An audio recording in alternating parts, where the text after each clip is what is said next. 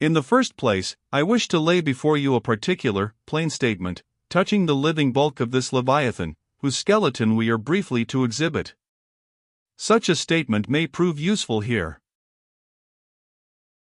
According to a careful calculation I have made, and which I partly base upon Captain Scoresby's estimate of 70 tons for the largest sized Greenland whale of 60 feet in length, according to my careful calculation, I say, a sperm whale of the largest magnitude, between 85 and 90 feet in length, and something less than 40 feet in its fullest circumference, such a whale will weigh at least 90 tons, so that, reckoning 13 men to a ton, he would considerably outweigh the combined population of a whole village of 1,100 inhabitants. Think you not then that brains, like yoked cattle, should be put to this Leviathan, to make him at all budge to any landsman's imagination? Having already in various ways put before you his skull, spout-hole, jaw, teeth, tail, forehead, fins, and divers other parts, I shall now simply point out what is most interesting in the general bulk of his unobstructed bones.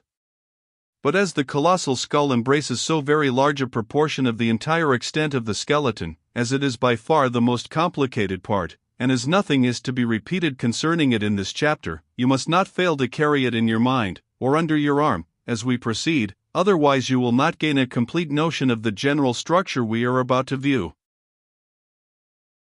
In length, the sperm whale's skeleton at Trankay measured 72 feet, so that when fully invested and extended in life, he must have been 90 feet long, for in the whale, the skeleton loses about 1/5 in length compared with the living body. Of this 72 feet, his skull and jaw comprised some 20 feet, leaving some 50 feet of plain backbone. Attached to this backbone, for something less than a third of its length, was the mighty circular basket of ribs which once enclosed his vitals. To me this vast ivory-ribbed chest, with the long, unrelieved spine, extending far away from it in a straight line, not a little resembled the hull of a great ship new laid upon the stocks, when only some 20 of her naked bow ribs are inserted, and the keel is otherwise, for the time, but a long, disconnected timber. The ribs were 10 on a side. The first, to begin from the neck, was nearly 6 feet long, the second, third, and fourth were each successively longer, till you came to the climax of the fifth, or one of the middle ribs, which measured 8 feet and some inches.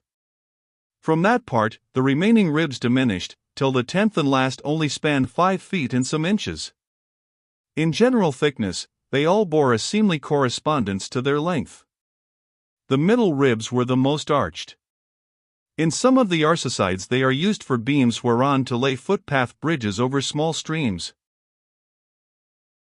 In considering these ribs, I could not but be struck anew with the circumstance, so variously repeated in this book, that the skeleton of the whale is by no means the mold of his invested form.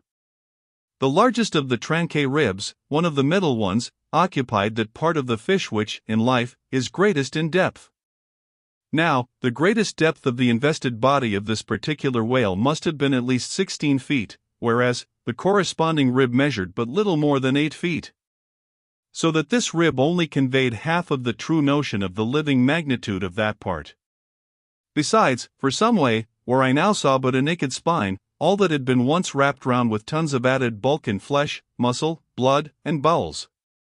Still more, for the ample fins, I here saw but a few disordered joints, and in place of the weighty and majestic, but boneless flukes, an utter blank. How vain and foolish, then, thought I, for timid and travelled man to try to comprehend aright this wondrous whale, by merely poring over his dead attenuated skeleton, stretched in this peaceful wood. No.